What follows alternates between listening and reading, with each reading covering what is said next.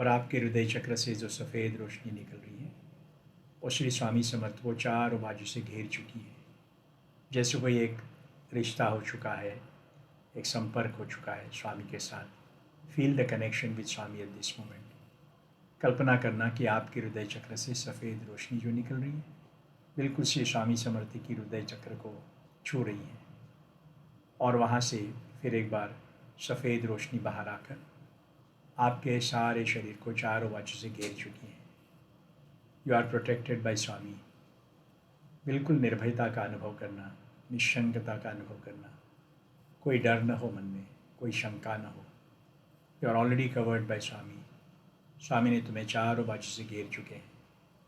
तुम्हारे ऊपर स्वामी का पूरी तरह से ध्यान है, इसमें कोई शंका नहीं रखना।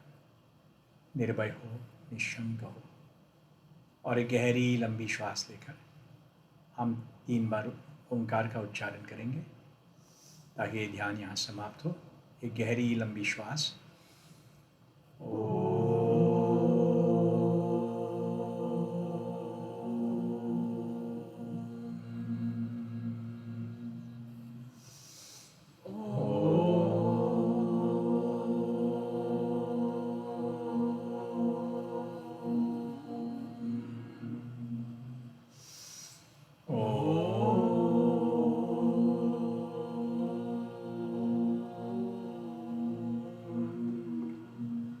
जय गुरु।